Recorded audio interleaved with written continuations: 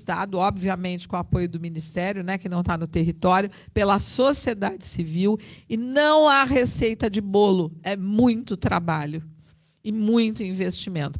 O que eu preciso dizer a vocês é que, de minha parte, né, de quem a vida inteira tratou como profissional, muito antes de fazer gestão pública, né, compreender as dificuldades e a gente ir achando soluções. Se quiserem ter uma agenda regular, Itamar, que eu acho que essa é uma proposta interessante com a nossa equipe, para a gente ir achando. Mas eu não queria falar só de Porto Alegre, com todo o respeito. Eu quero falar do Estado também, que eu tenho certeza, né, que muitos dos que estão aqui conhecem a realidade de Porto Alegre, mas a gente precisa que em Herval, que em Ulha Negra, que em São Borja, as pessoas também possam ter o acesso na porta de emergência adequado. Formação na emergência, formação na atenção primária e formação para os profissionais que estão chegando. Desculpe eu me alongar, mas eu me entusiasmo, porque essa é uma pauta que ainda mora no meu coração. E sugiro que vocês, né, no momento, chamem a Casa dos Raros. O teu entusiasmo não será desperdiçado, porque nós vamos voltar a falar sobre isso. Vamos voltar, eu quero. Adiantar o horário aqui e passar para Geórgia, tá? E depois os dois professores aqui do meu lado. Vamos lá, vou fazer então uma fala rápida. Para mim, é uma pauta nova a questão das doenças raras. E eu acho que estou, talvez, como município, como gestão, como profissional também da área da saúde, eu sou uma pessoa que, com certeza, eu tenho interesse nessa capacitação e nessa apropriação toda de conteúdo. Porque é algo que eu fiquei com a sensação, enquanto gestão, que quando alguém falou assim, tá, e as doenças raras, qual das políticas públicas aqui que assume? E aí eu senti assim, jogou para cima quem pega. E aí eu olhei e eu disse assim, eu entendo que tem uma parte bem interessante aí da saúde da pessoa com deficiência. E eu peguei, de um jeito meio, né? De um jeito meio assim, não entendendo muito onde é que eu estava me metendo, pesquisando, tendo muito apoio da Karina, da Deise, também da Atlas, tentando em algumas palestras e orientações lá no Clínicas. Essa comissão do Condepa, para te ter ideia, eu estou lá há 3 anos, eu nunca fui apresentada. Mas o que me fez... vamos ressuscitar, então, isso. Porque é muito importante a gente conversar sobre isso. Eu lendo a questão da linha de cuidado do Plano Nacional aqui, ele fala, inclusive, sobre os centros especializados em reabilitação, né? E como ele funcionaria, como estaria dentro disso, né? Porque o que a gente fala, e que tem a proposta que eu falei, que tem a lei que fala de ter uma política municipal, né, para as pessoas com doenças raras. Mas parece que, ao ter uma política, ficou meio que engessado, porque, bom, tem uma política, tem que ter um setor específico para. E não necessariamente, né? Então, por isso que agora minhas colegas acabaram de sair, que eu convidei minhas colegas da área das DANTs, porque eu entendo que, como eu falei, a questão é transversal. Então, não necessariamente tem que ter simplesmente uma área específica. Tem que pensarmos todos juntos, em todas as áreas, todas as políticas públicas em saúde, pensarmos sobre isso, porque perpassa por todos.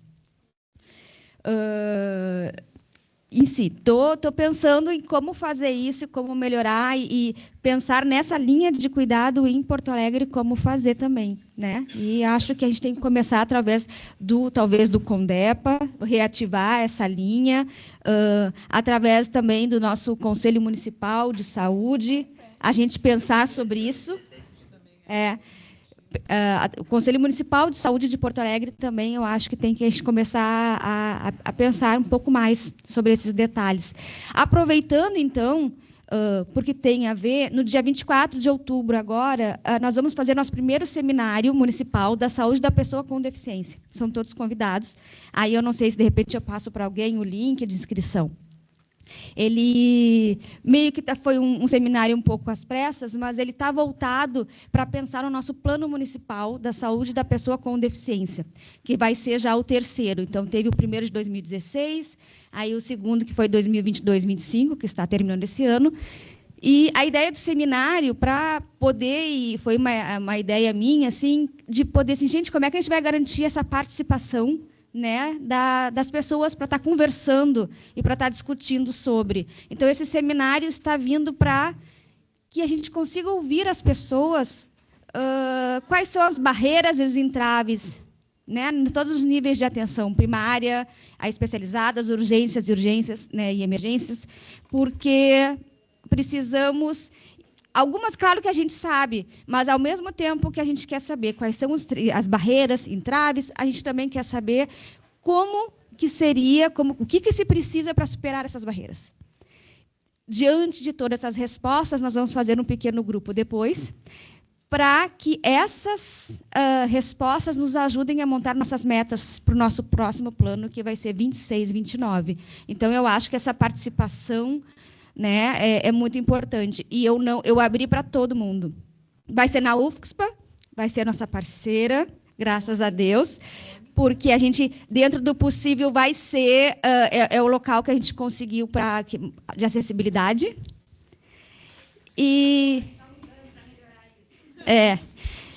não, eu já vi, mas assim, tinha que acontecer porque o plano tem que sair, aí eu digo, vamos fazer a toca de caixa, vamos sair, receber algumas críticas, no sentido de, assim, nossa, mobilizar tantas pessoas assim, espero que tenha muitas inscrições, me ajudem a divulgar quem puder, mas é que eu acho que é o primeiro passo para a gente começar a pensar sobre a política no município, e eu acho, sim, por que não, e a gente tem que ter a representação, né, da questão das doenças, das pessoas com doenças raras.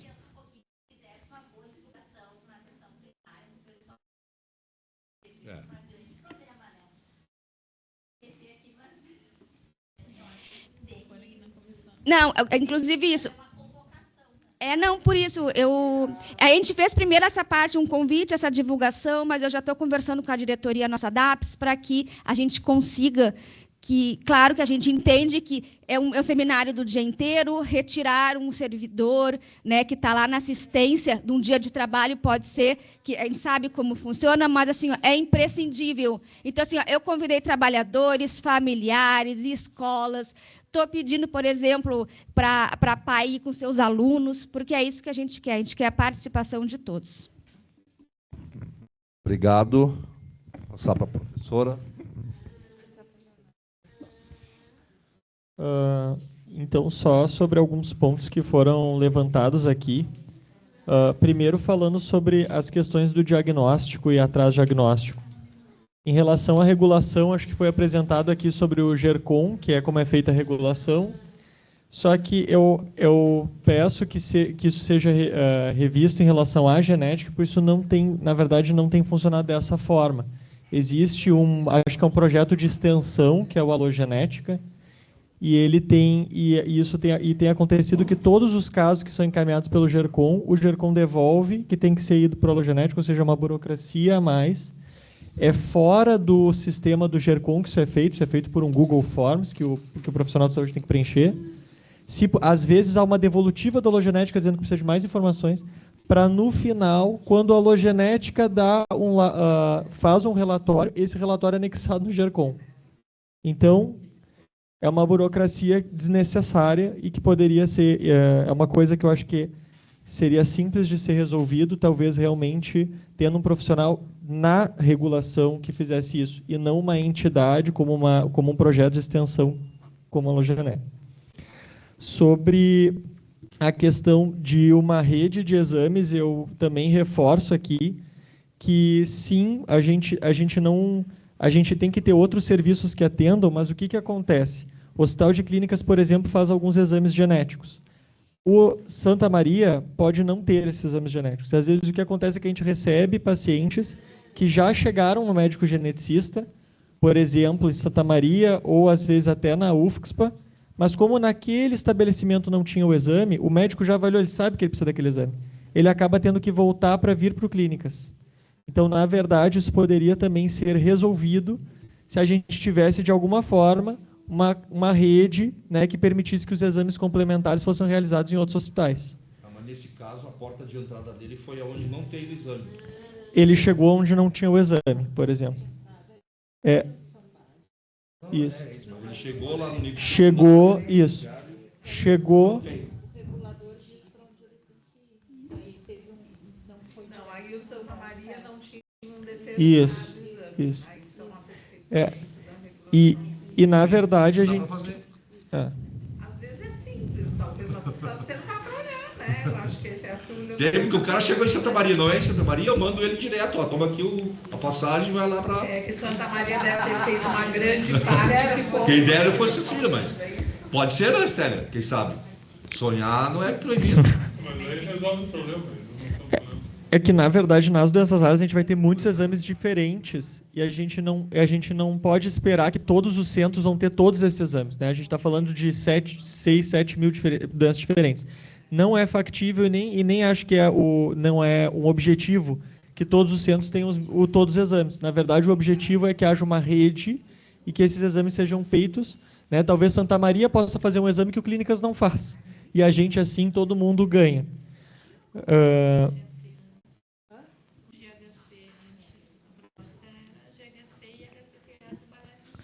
Eu acho que talvez tenha pouquinhos exames que no GHC talvez venham para o Clínicas, mas eu digo assim, o presidente vai ter. Mas isso já tem que estar na rede. O cara desses hospitais tem que saber para onde que ele envia as pessoas. Sobre o sequenciamento do exoma, eu acho que esse é um exame que é um exame genético bem amplo, que ajuda em muitos casos diferentes. Então, diferente desses outros exames que a gente falou que ajudam em casos específicos, esse é um exame diferente porque ele ajuda em vários casos. Esse exame que eu comentei ali, que a gente tem, mas não consegue solicitar, na verdade é por uma questão realmente de acordo de verba acordada para aquele exame, ou seja, a gente consegue fazer no hospital 2 exames por semana. Nesse momento, é isso que tem sido feito, 2 exames por semana. A fila de pacientes só pelo PCDT no nosso hospital, acho que está em 300, mais ou menos, pacientes que precisam desse exame. Isso é só para um tipo de condição que é deficiência intelectual, só para essa condição. Então, como, na verdade, a gente não consegue nem atender a demanda que é pelo PCDT, ou seja, que há o PCDT geralmente é feito para medicações, onde há os critérios de inclusão e exclusão para medicação, mas nesse caso é um exame. O único critério de inclusão contemplado para realizar esse exame é deficiência intelectual. Só isso a gente não teria, como a gente está tendo atrasos muito grandes para resolver esse exame, mas a gente ainda tem vários outros pacientes que poderiam se beneficiar desse exame. A gente tem a técnica no hospital, por exemplo, mas isso deveria ser aperfeiçoado para que a gente conseguisse absorver essa demanda maior. Só para o esclarecimento, qual é o motivo de se só para esse exame? É custo? Qual é o motivo? Provavelmente deve ter a questão de custo, tá? Mas também porque porque esse PCDT surgiu para deficiência intelectual e não surgiu um PCDT para distrofias musculares, por exemplo. Só que eu acho que a gente também tem que pensar que como doenças raras são muito heterogêneas, eu também não sei se é o objetivo a gente ter um PCDT para deficiência intelectual, um para distrofias musculares, um para retinopatias, Então, eu acho que o sequenciamento do exoma, por ser um exame amplo que resolve vários casos, a gente tem que pensar numa estratégia diferente do que indicações específicas, que a gente vão ter que criar um documento muito extenso de indicações, ou muitos documentos. Tá? E também pensando que esse é um exame complexo que o hospital está começando a fazer agora. Além disso, a professora Ida também comentou que o hospital foi credenciado para fazer terapia gênica. Por mais que foi falado da distrofia muscular de Duchenne, que é a terapia gênica, cara, que não está incluída, a gente tem hoje terapia gênica para atrofia muscular espinhal, incluída no SUS. Ela é incluída no SUS, tá? Então, isso por PCDT, terapia gênica, o hospital, então, foi credenciado para fazer essas aplicações. Só que também, apesar dessa... Eu estou falando isso porque a gente teve uma demanda maior desse exame sequenciamento do exoma, que não é como um hemograma. Ele é bem complexo de interpretação, ele precisa de todo um pessoal que faça a interpretação. Eu participo da interpretação no hospital. Terapia gênica também, mas a gente não teve novo pessoal ou, por exemplo, novos contratos de consulta para serem realizados. Então, a gente já estava abarrotado e aí agora a gente tem essa demanda que, claro, a gente tem o maior interesse de fazer isso, mas a gente precisaria também pensar que isso precisa de mais pessoal para fazer esse tipo de coisa. Sobre a questão também da contrarreferência, isso é um problema não só das doenças raras, acho que generalizado, e, na verdade, e isso é uma coisa que, realmente, às vezes, a gente, por exemplo, no hospital de clínicas, se os pacientes ficam mais de 2 anos sem vir, eles perdem o vínculo. Por que eu estou falando isso? Porque talvez alguns pacientes poderiam, né, nós, que estamos lá na terciária, falar com a atenção primária, olha, esse paciente está bem, ele está com a reabilitação, o médico entendeu qual é a condição, a gente pode ficar, não precisaria estar vendo esse paciente rotineiramente, mas se por acaso em algum momento esse paciente precisar voltar, que ele tivesse um canal para voltar também, que fosse mais rápido. Então, às vezes, a gente também fica abarrotado de paciente no hospital, porque os pacientes também têm medo de ter alta, porque se eles tiverem alta, eles não vão voltar tão rápido. Então, talvez a gente conseguiria desafogar muito o atendimento e ter a possibilidade de atender mais pessoas se a gente tivesse, de alguma forma, essa facilidade do médico da atenção terciária falar com o médico da atenção primária. Tem que haver alguma interface que facilite essa comunicação. Isso facilitaria muito a desafogar a atenção terciária. Isso seria o principal que eu vou falar, só falando também algumas coisas que comentaram sobre tratamentos que o paciente tem que voltar para a rede para ter outras equipes. Algumas coisas funcionam, certo? No hospital de clínicas, por exemplo, se eu preciso que o paciente tenha um cardiologista, eu consigo encaminhar diretamente dentro do hospital. Então, algumas coisas funcionam, algumas coisas não funcionam. E aí, isso eu acho que a gente pode falar... Assim, ó, eu sei que a minha pergunta é muito impositiva, né? E de arrumar mais trabalho. Mas eu tenho que perguntar para ti, porque tu está fazendo isso. Quando a gente fala de referência e contra-referência, era para ser na rede isso certinho. E o teu diagnóstico, o diagnóstico do cara da ponta, se é sequência um do outro. Não ter dúvida no meio do caminho. Tá? Você não consegue falar com o médico lá do município dele? Se for o caso... Bom, eu não tenho médico no município, que vão dizer isso, eu não tenho médico no município, eu vim aqui por minha conta e risco, de tanto bater em porta, achei a tua, que está aberta para mim. Você não consegue falar com a Secretaria de Saúde, porque nós temos que exercitar essa referência e contra-referência. Tá? E eu acho que a gente pouparia recurso e tempo, porque eu não preciso ter um telesaúde para fazer isso. E o alô, como é que é? A alô genética é mais um entrave para mim. Porque eu acredito no teu diagnóstico e no pré-diagnóstico da ponta. Entre esses dois, só quem vai mudar é a ciência. Não existe nenhuma interface para que eu tenha contato com o médico de atenção primária. Eu até posso fazer, às vezes a gente faz esses movimentos de eu peço para assistente social entrar em contato com alguém, aí pega o WhatsApp da médica que está lá e a gente consegue contato. Mas...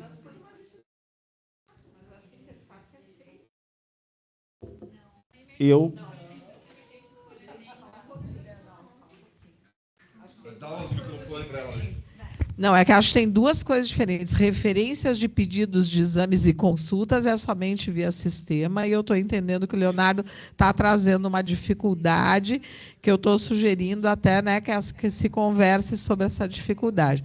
A questão da conversa entre profissionais, no momento que a gente tem um sistema único no estado inteiro de quem encaminhou, porque hoje a gente sabe, se tu abrir o GERCOM, tu vai saber que quem mandou foi a Raíssa, que mandou, e saber que o Leonardo atendeu e que pode falar com a Raíssa. Não existe restrição. Não, pode ser que a pessoa não fale, mas eu não estou dizendo que existe uma proibição. Tanto que na internação é extremamente comum haver conversa entre profissionais. Eu estou falando de orientação, não de pedido de exame, de encaminhamento, porque isso tem os protocolos de regulação. É que eu acho que são duas coisas diferentes. Pelo contrário, a gente sempre torce que o profissional que atendeu, né, possa até orientar, porque muitas vezes esse profissional que encaminhou e desconfiou não conhece a pauta. Ele precisa de ajuda mesmo. Em todas as conversas, a gente tem incentivado isso. Agora, se nós pudermos como governo do Estado, sermos facilitadores dessa comunicação, né, que é uma comunicação fluida entre profissionais, né? Eu sou profissional que atendo o paciente, a gente faz isso até no privado. Olha, eu quero falar com o neuro que atende ele, eu estou em dúvida. Pois é, mas a vida real ela é construída na rotina, Karina. Diferente de encaminhamento de exame e consulta, que eu acho que o Leonardo trouxe muito bem, que sempre pode melhorar. Mas a conversa entre profissionais, e eu digo porque isso acontece, muitas vezes eu aciono até a Temes, a Ida, que a pessoa está com dúvida, não conseguiu acesso, para informar um profissional da rede e vice-versa, né? O que acontece é que as pessoas se comunicam pouco, é verdade, isso também é verdade, né? E muitas vezes os profissionais trocam, não é mais aquele, não é aquele que atende de novo. Isso é uma realidade. Os profissionais do Hospital de Clínicas e da genética são profissionais que estão há muito tempo fazendo isso. E muitas vezes os profissionais que estão em outros locais não são os mesmos. Que está na emergência é o do plantão. Então, essa é uma dificuldade inerente a todas as especialidades. Eu acho que isso também precisa ficar claro. Agora, a rede local, nós estamos fazendo isso com o Clínicas, por exemplo, para a Prica, de ter um ponto focal no município.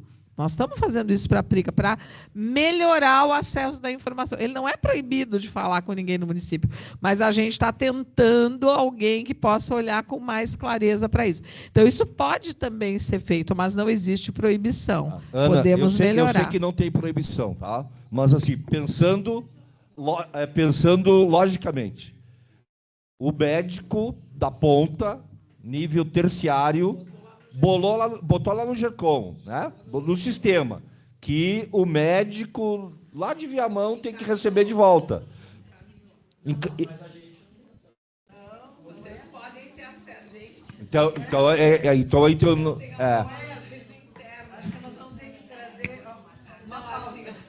o GERCOM e o gerente. Porque deixa o leigo aqui falar, tá? Deixa o leigo passar vergonha. Assim, ó, o que eu entendo? O cara chegou na tua frente, tu ligou o sistema e está tudo ali informado nele. Para mim, deveria ser assim. Então, isso que a Ana falou. Você saberia que ele veio na cidade tal, do médico tal, e tem o diagnóstico que tu está tratando. Essa demanda que o cara não quer sair do hospital é porque ele não tem a retaguarda lá, e ele sabe que ele não tem a retaguarda. E o dever do sistema é garantir para ti que tu deu alta para ele, e ele com um papel na mão, um documento, eu não sei o que dão para ele. Pois é, então é isso. Eu quero sair do hospital de clínica com papel na mão, lá para o meu secretário de saúde ou para o meu doutor do postinho, que dizer, olha aqui, ó, o hospital de clínica me mandou tu cuidar desse jeito de mim. Essa é a concepção que eu tenho de referência e contra-referência. Pelo que você está trazendo para nós, não tem. E aí tem uma falha de comunicação do sistema.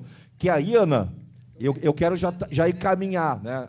Eu quero já encaminhar o posterior. Nós vamos ter que sentar, né, e regular entre nós isso. E aí o operador disso aqui no Rio Grande do Sul é o Estado do Rio Grande do Sul. Não.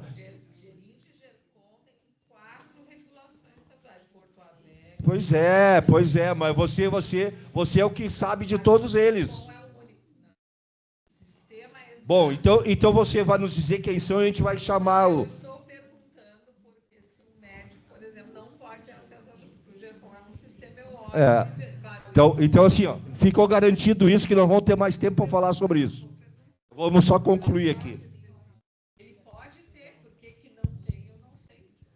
Na real, Ana, no Hospital de Clínicas de Porto Alegre, nós, que somos os médicos assistentes, não temos acesso ao GERCOM. As informações que vêm do paciente, que a gente tem, são as do sistema do AGH USE interno. E, obviamente, quando a gente dá alta para o paciente, ele vai com laudos e com todas as informações, mas isso não está dentro do GERCOM. Tá? Garante que alguém o receba. Exatamente, tá. O laudo dela é o real, é o verídico. Tá. Sim, mas ele não é pedido pelo AGH. Eu vou tentar. Eu me comprometo prometo, eu estou até perguntando aqui, porque assim, ó, não existe restrição. Eu, por exemplo, Ana, não posso olhar um paciente, por óbvio, porque tem, né? Eu tenho uma questão de LGPD. Quando se manda o fato do Clínicas usar o HGUs, que inclusive é excelente, nós estamos implantando os nossos hospitais também, né? É excelente. Entramos para a comunidade das HGUs. Agora, por que a informação que está no GERCOM, né, e esse contato profissional não vai para o GHUs ou não se olha para o GERCOM, nós vamos tentar entender. Agora, o que eu quero dizer é assim, quando eu encaminho para o INCAMAR, teoricamente, o INCAMAR... Ana quer entender? Bom, eu preciso orientar a Ana, né? Porque a Ana precisa saber o que é para fazer. Não existe nenhum impedimento. Agora, se isso na prática não acontece, nós podemos sempre melhorar, né? Teria que conversar, obviamente, lá com a Ana Paula, né? Com o Doutor Brasil, ver como é que isso está funcionando na rotina para a gente melhorar. Pode nos ajudar com quem nós temos que conversar. Mas eu não tenho dúvida que nós estamos aqui para ajudar. Nós estamos aqui para ajudar. Eu vou tentar também dar sugestões, mas tentar para a gente chegar para o fechamento. Mas em relação a algumas perguntas específicas. Existe uma coordenadoria de doenças raras do Ministério da Saúde. Tá? Essa coordenadoria ela é vinculada à SAES, que é a Secretaria de Atenção Especializada, e existe uma linha de cuidado de doenças raras que, como tu já falaste, é transversal a várias outras linhas de cuidado, né? Isso é mais para todo mundo que está aqui saber. Existe uma Câmara Técnica de Doenças Raras do Ministério da Saúde e uma Câmara Técnica de Triagem Neonatal também, que faz reuniões periódicas, tá? Inclusive, tem representantes do CONASEMS, que nas duas câmaras, representantes da sociedade civil. Eu acabo participando das duas câmaras, porque eu estou na presidência da Sociedade Brasileira de Genética Médica e Genômica. Tá? Em relação ao número de médicos geneticistas, no Brasil existem 370 médicos geneticistas, sendo que 50 estão no Rio Grande do Sul. Tá? A gente tem 2 programas de residência em genética médica no Rio Grande do Sul.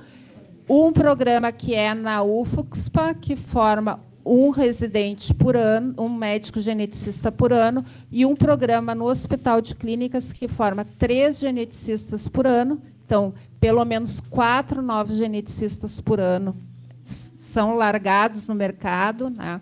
E nós já pedimos ampliação de vagas. O ano que vem serão 5 vagas para médicos geneticistas no nosso programa de residência médica. Quando eu fiz ali a minha fala do número de geneticistas, embora eu sei que não foi essa a fala dos meus outros colegas, eu me referi muito mais a termos poucos geneticistas contratados, porque eu acredito, sim, que se for aberto concurso, tá, vai ter candidato e talvez candidato de outros estados. Essa menina, por exemplo, que veio agora para Santa Maria, ela é gaúcha, mas ela é uma menina que fez a residência em São Paulo.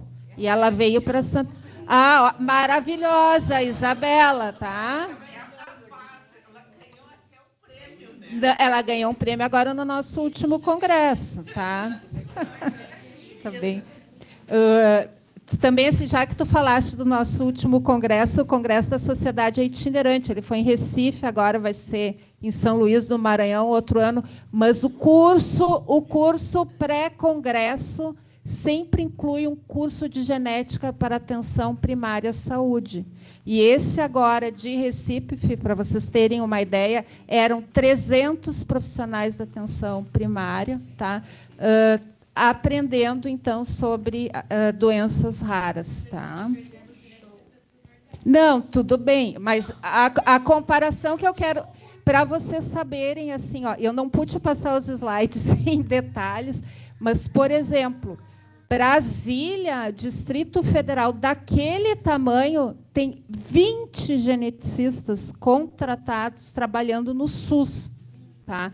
Que eu vou dizer que aqui entre nós, aqui no Rio Grande do Sul, se a gente tem 10 contratados, tá? Porque vocês têm que entender, eu sou professora da URGS. O meu contrato, eu trabalho via URGS, porque eu fiz concurso para a URGS. Eu não sou médica contratada do Clínicas. Como eu sou professora médica, eu atuo no hospital. A gente tem sorte que tem vários geneticistas que são professores. Daí a gente acaba atuando via universidade. Tá? Então, assim, sim, a gente é o Estado, talvez o Estado que mais forma médico geneticista, mas é o que menos emprega. Gente, então, assim, a Ana já disse assim, ó, gente, aqui tem a nata da nata, tá certo? Mas a gente não consegue empregar as pessoas que são formadas, certo? Então, assim, a princípio tem gente, tá? Tem protocolo clínico de diretrizes terapêuticas para anemia falciforme, que tu tinha comentado, tá? E eu, na verdade, assim, a minha sugestão aqui, que foi o que eu falei assim desde o início, né? Todo mundo aqui é amigo, a gente está trabalhando no campo das ideias, a gente quer colocar as coisas na prática. Todo mundo está imbuído na causa, mas eu também acho que falta diálogo e trabalho conjunto. Então, a minha proposta, tá? A Karina já falou, e essa é uma preocupação nossa, a regulação para doenças raras no Rio Grande do Sul é um problema. Desculpa, tá? Assim, ó, é um problema. Então, assim, ó, eu proporia que fosse formado um grupo que envolvesse a Secretaria Municipal, a estadual, o Serviço de Referência em Doenças Raras, tá? Os outros entes envolvidos, sociedade civil, para realmente a gente analisar como é que está a regulação agora e propor mudanças. Por exemplo, eu não quero que a Ana assim, me leve a mal no que eu vou falar agora, mas, por exemplo, essa questão, né, de fazer uma análise na fila, tá certo? E dizer, tem que ir para esse lugar ou tem que ir para outro, na minha opinião, isso tem que ser feito conjuntamente, tá? Não só por uma das entidades envolvidas. Essa questão da fila, a questão de priorização, tudo é muito delicado, tá?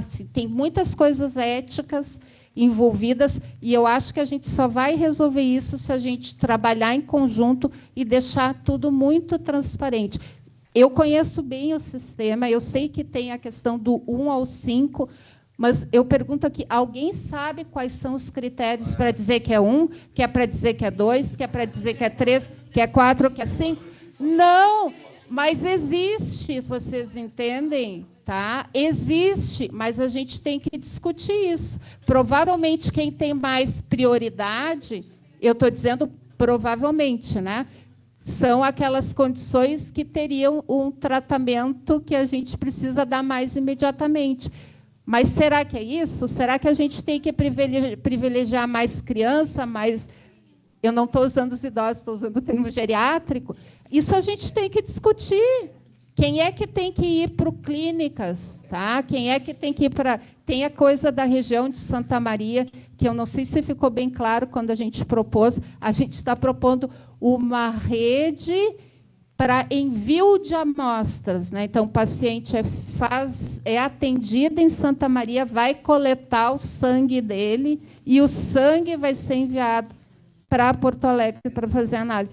Não o paciente. E daí, né? Só que isso não parece simples, mas não é simples. Quem é que vai pagar o exame? Quem é que vai pagar o transporte? Quem é que vai fazer isso? Então, assim, é uma novela, né? Mas é uma coisa que a gente pode organizar. Tá certo? Então, a minha proposta realmente é essa. Assim, ó, o ideal era que a gente tivesse um grupo técnico, né, para tratar de todos os assuntos, mas, na minha opinião, a regulação atualmente é o mais premente. Até porque, como eu mostrei para vocês, de acordo com os nossos dados, né, a Ana está certa, assim, acesso depende de oferta, né? Mas, assim, o que mais atrasa é esse tempo que o pessoal está na fila. Depois que ele chega no serviço de referência, chega no clínicas, a gente também, a nossa média de diagnóstico é 100 dias, é rápido. Tá? O problema não é lá dentro. O problema é chegar. Tá? Muito obrigada. Muito, muito, muito obrigado. Então, assim, ó, a gente, nas nossas falas, fizemos vários encaminhamentos. Tá? Esse GT, né, na minha fala, eu tinha dito que a gente vai, enquanto conselho, preparar uma resolução, uma recomendação, qualquer coisa. A gente pode estar juntando isso, a gente vai combinar, né, Karina? A gente vai combinar e a Ida e o Leonardo, né? Só para vocês virem aqui, né, eu já entendo que vocês estão à disposição de participar disso também. Então, já estamos dizendo que vocês vão compor esse grupo de trabalho que a gente... e aí você também, né? Você veio aqui agora. Você é conhecida agora. Você saiu da Prefeitura de Porto Alegre e veio aqui e a gente vai te chamar. Você não vai vir aqui só se o Melo não deixar. Mas a gente vai brigar com o Melo para ele deixar tu vir aqui. O COIPED também. Isso. COIPED também, com certeza. A gente vai organizar, vai comunicar. A Ana, eu agradeço sempre a Ana, porque a Ana está sempre disponível, né, para nos atender. As servidoras, né, da secretaria são sempre disponíveis para a gente estar discutindo isso. E a gente vai encaminhar isso, né, junto com a Lisiane. Só para fazer um resgate, tá? É a primeira vez que a gente pauta distrofias e regulação, especificamente regulação. A gente já teve a pauta de doenças raras, distrofias, etc. Mas essa pauta é a única, inédita, na verdade. E a gente já aprovou em plenária uma comissão para doenças raras aqui. Veio até uma proposta, comissão da pessoa com deficiência, na verdade, doenças raras, uma proposta lá antes da Covid, isso, tá? Então, ela foi aprovada em plenária. E aí, na época, ficou demandando gente, e a gente não tinha na época, né? Era eu e Zélio que tomava a frente. Então, a gente precisava organizar isso, porque pode ser transversal com outras, por exemplo, a partir da comissão de atenção básica, sabe? A gente trabalhar isso. Então, é só para fazer esse resgate histórico que, sim, a gente teve, era com assistência farmacêutica na época que a gente trabalhava a pauta das doenças raras. Então, esse ponto a gente encerra. Se inscreveram para assuntos gerais. A Karina, o Valdemar está aí? Não, já foi? Eu vou falar então pelo Valdemar, tá? A gente tem um e a Paola? Tu já falou? Quer falar mais? Não, é assuntos gerais, então, mas também está ligado à questão das doenças raras, que é com relação ao CONEP, quem está acompanhando toda a situação do CONEP. Então, eu sou representante participante de pesquisa, e o que a gente está organizando como RPP a gente está tentando um seminário, acho que vocês todos estão convidados, pesquisadores, para as pessoas se conscientizarem do que está acontecendo e como a gente vai trabalhar essa pauta, tá? Então, assim, eu sou a CEP-IXPA, então a gente está lá dentro. Fiz essa provocação, então a gente está fazendo no momento convites. Então a gente vai, aí a Laís já topou o nosso convite, está super disposta a nos ajudar. Já foi montado um grupo de CEPs para isso, então eu acho que é super importante que a gente se conscientize. O Nordeste está super organizado, a Bahia é extremamente organizada há muito tempo, né? E eu estou falando a partir dos RPPs, tá? Não, acho que o pessoal da ESP está aqui, mas eu estou falando a partir dos RPPs. Então,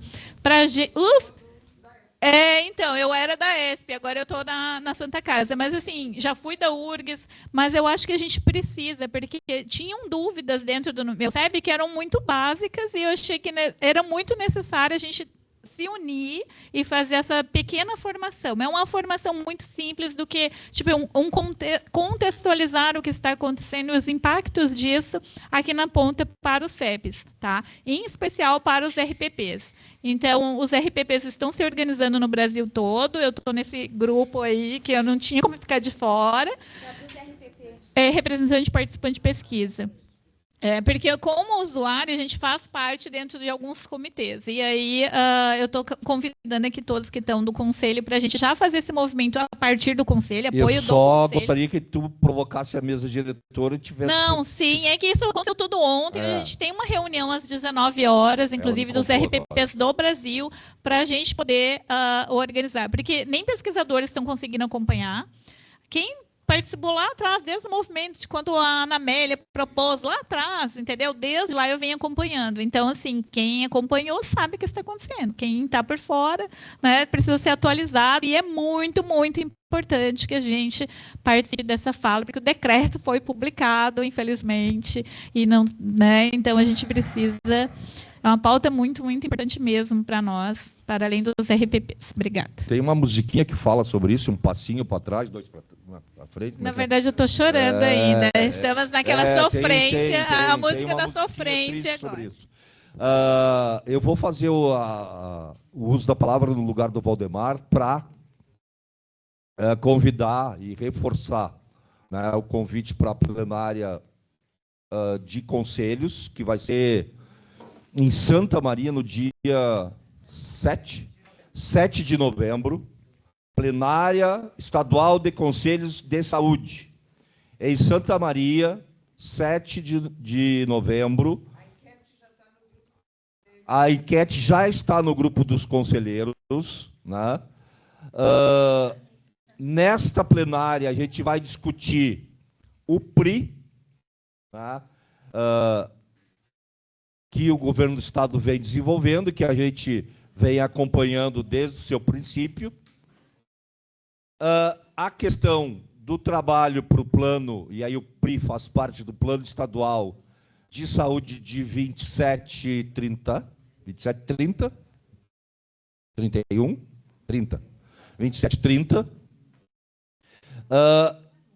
e a 10ª Conferência Estadual de Saúde de 27. O Conselho Nacional já divulgou um pré-calendário e a gente já vai disparar isso dentro de 10, 15 dias, todo mundo vai ter acesso das primeiras informações, e a gente já vinha articulando, a partir da mesa, essa necessidade de estar relacionando o PRI, a participação popular através dos conselhos e o plano estadual de saúde, o próximo plano estadual de saúde para o próximo governo, e a conferência, a 10ª conferência. Essa 10ª conferência, para nós, ela é histórica, porque ela traz os 40 anos da 8ª, né, e daqueles lutadores lá da reforma sanitária, e a gente quer construir a várias mãos um novo modelo de conferência, a partir do Rio Grande do Sul, né? Então,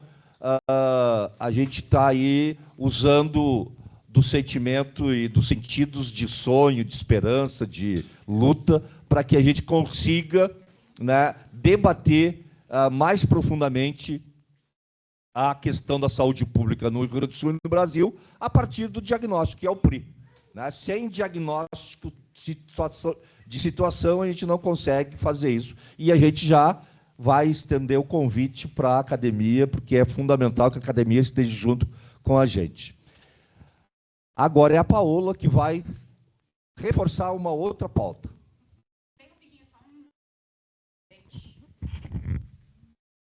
Gente, só reforçando a importância de quem puder participar da audiência pública na segunda-feira, na Assembleia, ela vai ser híbrida. Quem não puder presencial, participa híbrido. Gente, eu já coloquei aí no nosso grupo. Por quê? Porque nós vamos ter acesso a todo mundo que a gente não conseguiu juntar.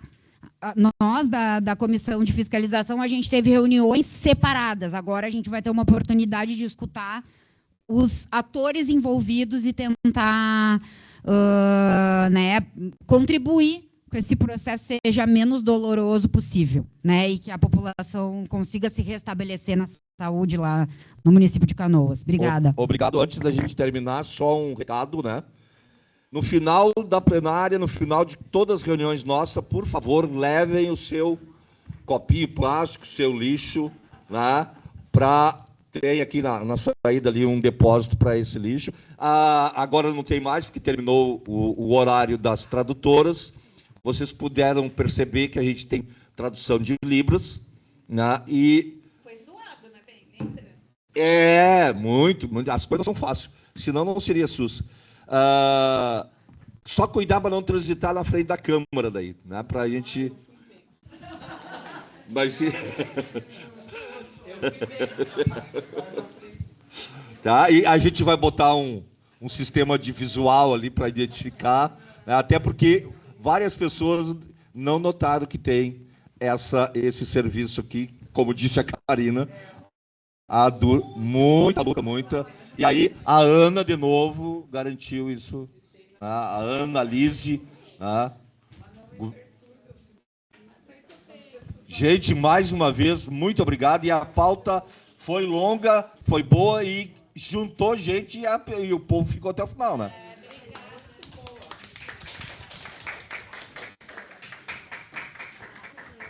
Pode me chamar.